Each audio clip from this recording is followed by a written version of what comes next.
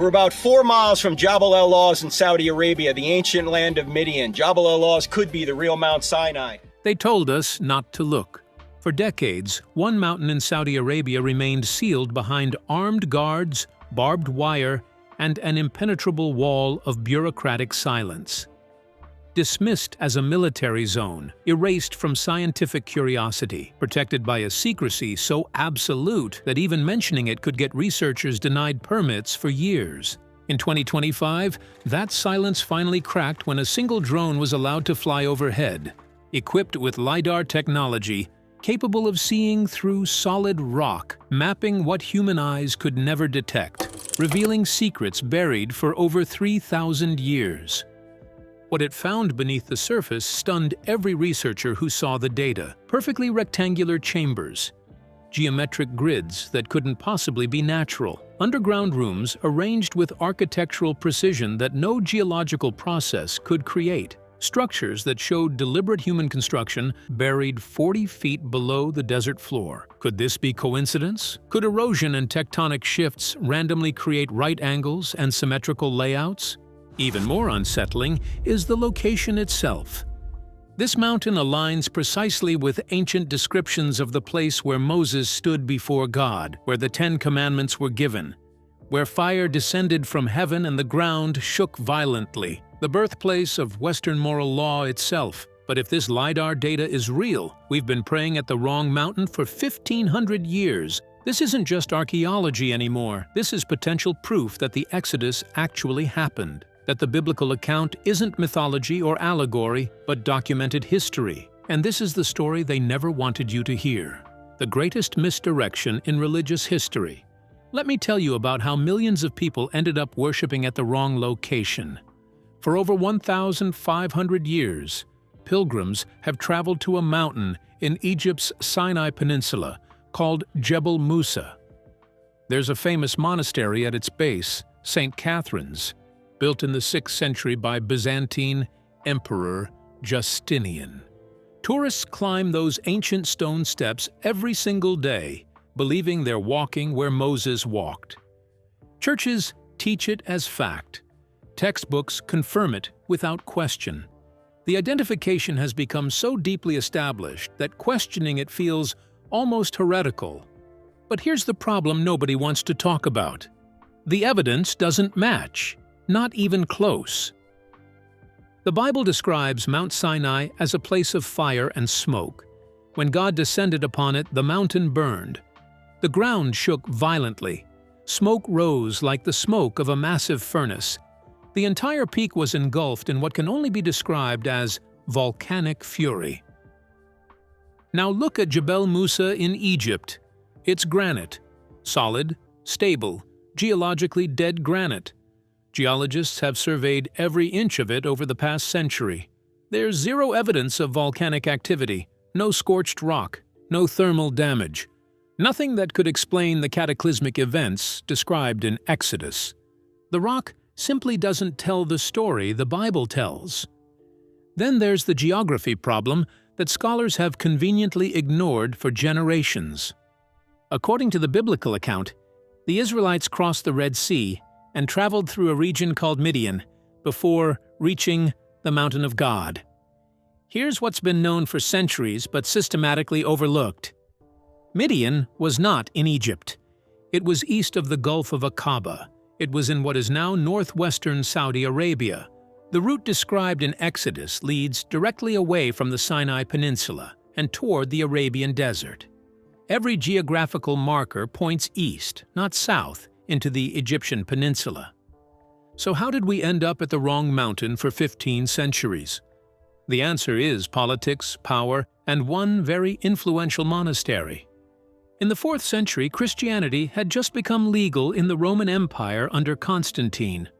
Pilgrimage became an obsession among the newly empowered faithful. Believers wanted to see the places mentioned in Scripture with their own eyes. They wanted physical proof, and the church needed to provide it. When a small group of monks settled beneath a mountain in Egypt and claimed it was Sinai, nobody had the resources or authority to question them. Emperor Justinian built a fortress monastery around the site to make the identification official. The location accumulated wealth, political influence, and institutional protection. Challenging it meant challenging 15 centuries of tradition, millions of devoted pilgrims, and one of the oldest Christian institutions on Earth. Scholars built their entire theoretical frameworks around the assumption that Jebel Musa was correct. They rewrote geography to fit the location. They dismissed contradictions in the biblical text. They refused to seriously investigate anywhere else, until a drone flew over Saudi Arabia and found what should have been there all along: the forbidden scan. In the northwestern corner of Saudi Arabia, there's a mountain called Jabal al-Lawz. For decades, a small group of researchers argued this was the real Mount Sinai. The location fit the biblical route perfectly.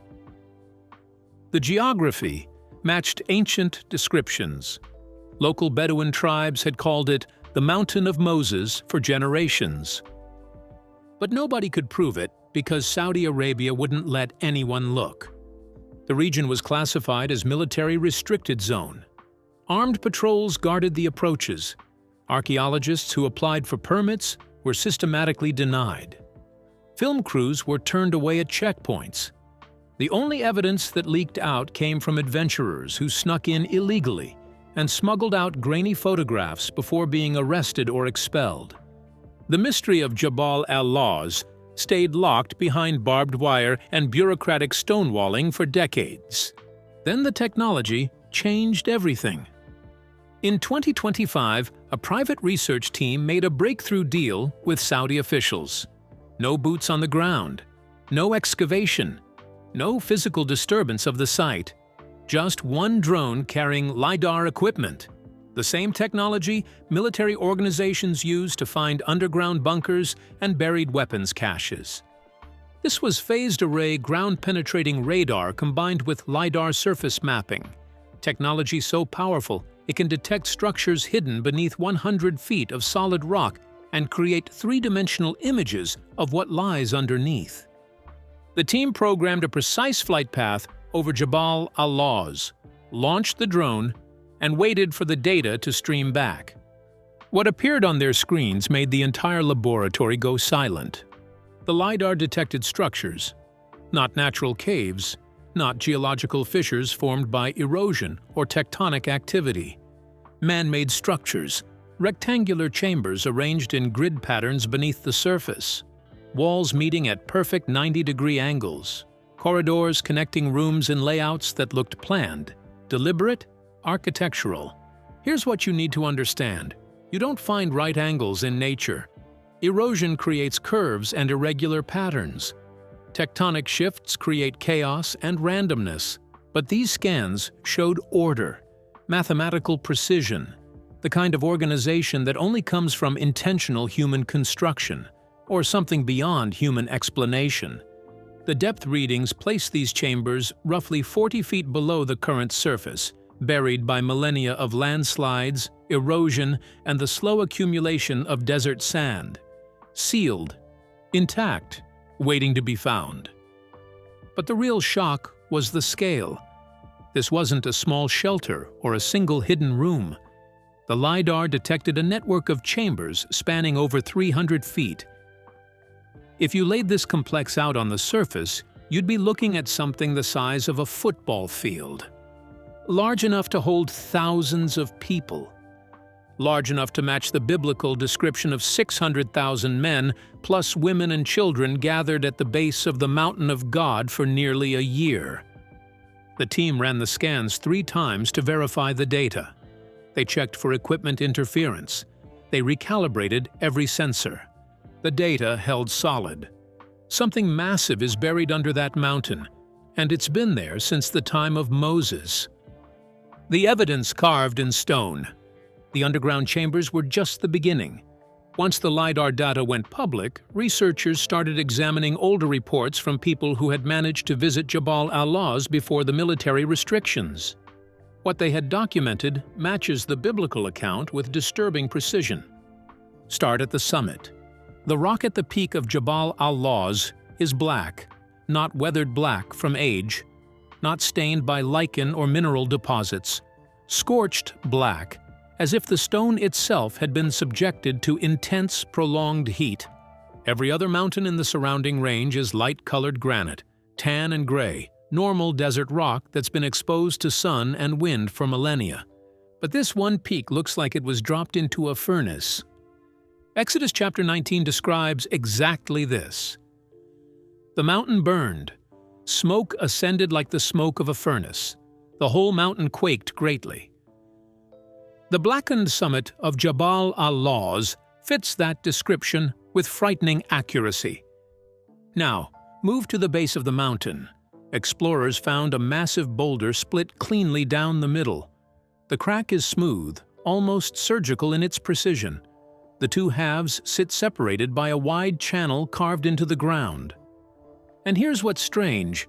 The ground around this split rock shows heavy water erosion patterns in one of the driest regions on Earth where it barely rains once a year. The Bible describes Moses striking a rock and water pouring out in quantities sufficient to satisfy millions of people and all their livestock during their encampment. The split boulder at Jabal al-Lawz matches that story. There's no water source anywhere nearby today, but the erosion patterns suggest a massive, sudden flow of water, something that happened once, dramatically, and then stopped permanently. Near the base of the mountain, researchers discovered a large stone platform that is absolutely not a natural formation. The stones are cut and deliberately stacked in a structured arrangement.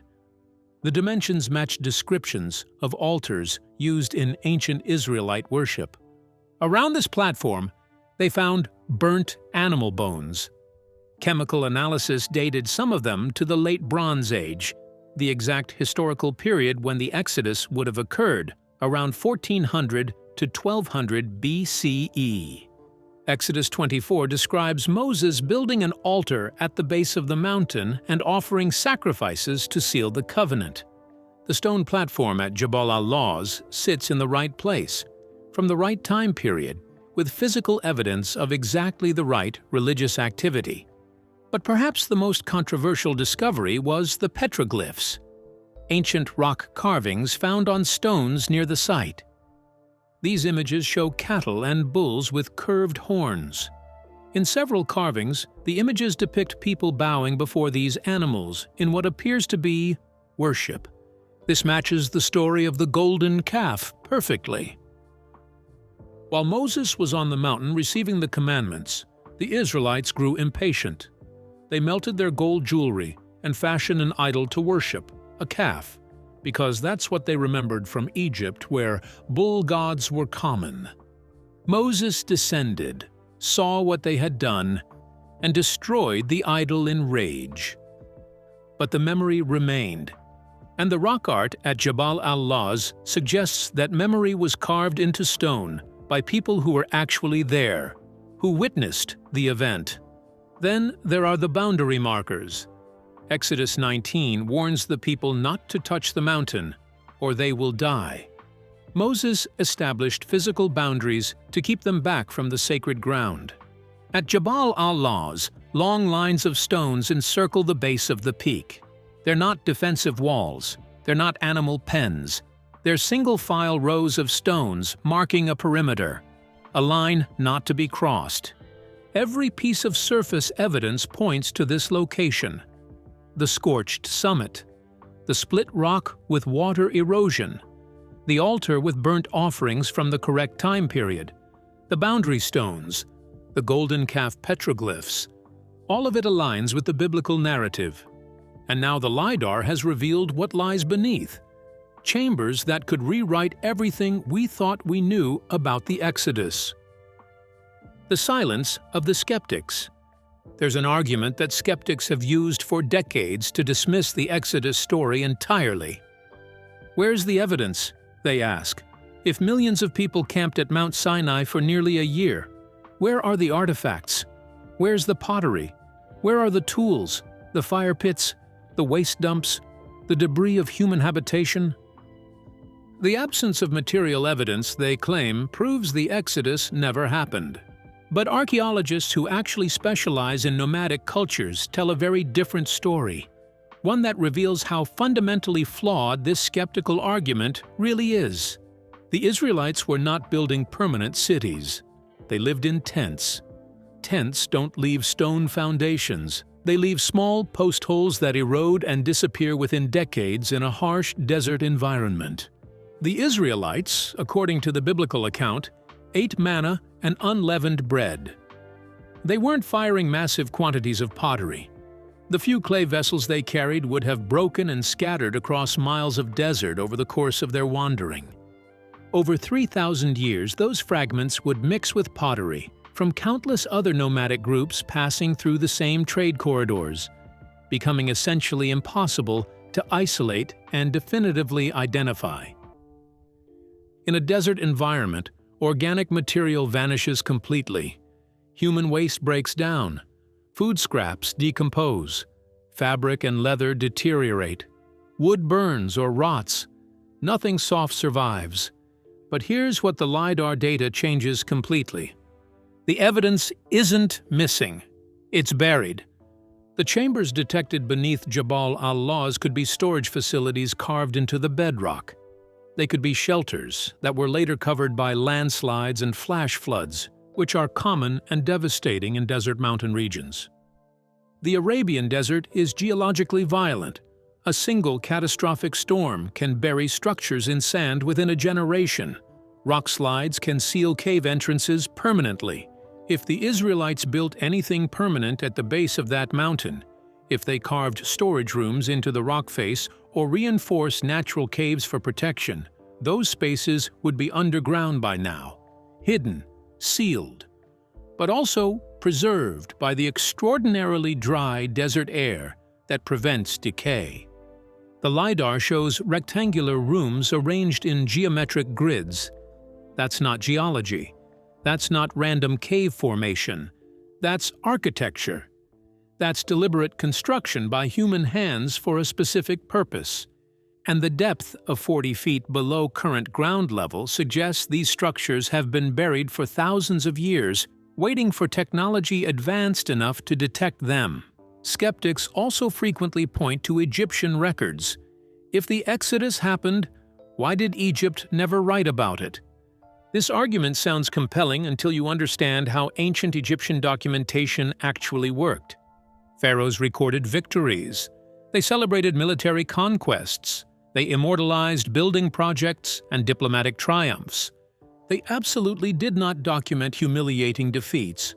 If a pharaoh lost his entire labor force, watched his country systematically destroyed by supernatural plagues, and saw his army drowned in the sea while pursuing escaped slaves, he would never, under any circumstances, immortalize that catastrophic failure in stone monuments meant to last forever.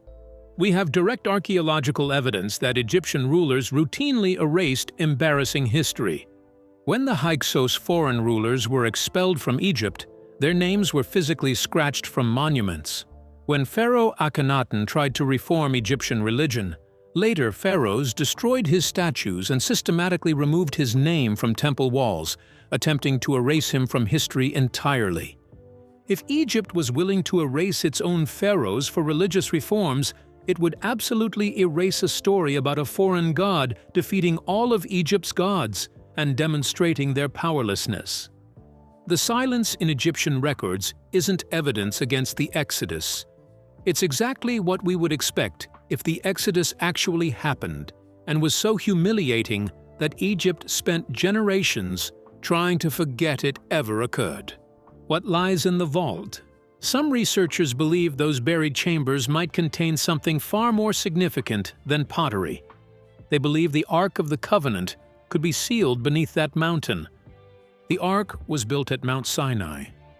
It traveled with Israel for centuries, eventually placed in Solomon's temple in Jerusalem. Then, by 586 BC, it vanished. No record of capture or destruction.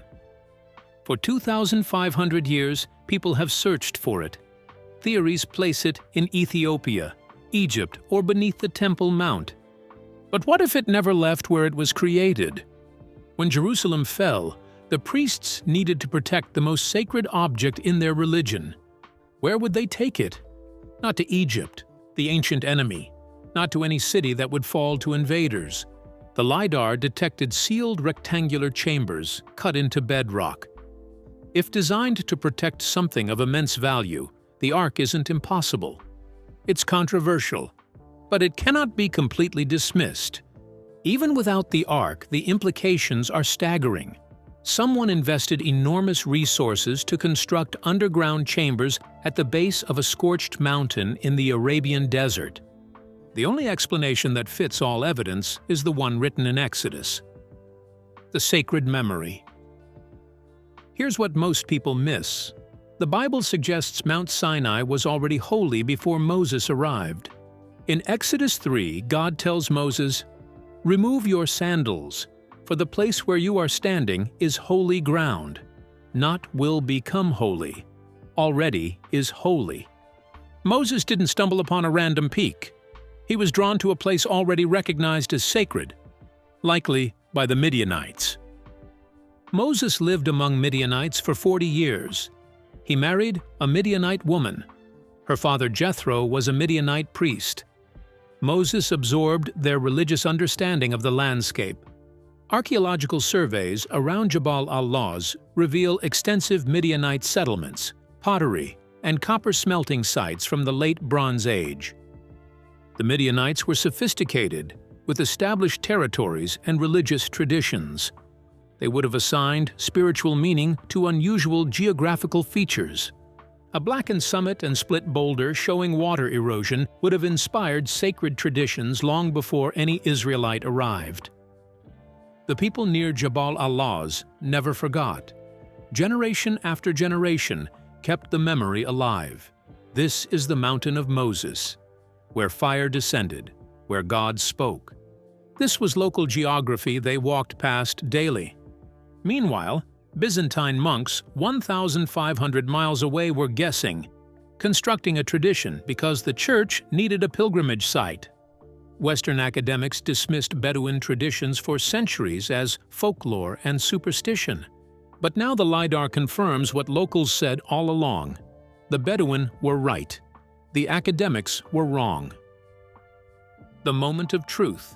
Beneath Jabal al-Lawz lies something deliberate, sealed and preserved, waiting for over 3,000 years. This forces us to confront a question far more dangerous than what's down there. The real question is, what happens if we're right? Because the moment those chambers are opened, history fractures. Fundamental beliefs shift. Academic consensus collapses. Stories dismissed as legend demand to be reconsidered as historical memory. The LiDAR has shown us the outline, not the answer. And perhaps that's intentional, because once those chambers are excavated, there's no going back to comfortable uncertainty. If empty, skeptics claim vindication while believers insist items were removed in antiquity. If containing artifacts from the correct period, it confirms the biblical timeline but raises 1,000 new questions. And if containing something like the Ark itself, then every assumption about faith and history would have to be reconsidered. The real question isn't whether we should excavate. It's whether we're prepared for what the truth might demand of us once we know it. Truth has consequences. Evidence requires response. Discovery changes everything. The drone has flown. The chambers have been detected. The mountain is no longer silent. Those chambers are waiting beneath Jabal al-Lawz, waiting for the technology, waiting for the political will, waiting for humanity to be ready. The question is no longer whether Mount Sinai is in Egypt or Saudi Arabia. The question is, when we finally know with certainty, what will we do with that knowledge? The LiDAR has given us a glimpse beneath the surface. But some truths, once revealed, can never be buried again. What do you think is buried beneath that mountain? Share your theories in the comments. And subscribe to follow this story as it develops. Because what happens next could change everything we thought we knew about the foundation of Western civilization. The chambers are waiting. The truth is coming. And we're running out of time to prepare for what it might mean.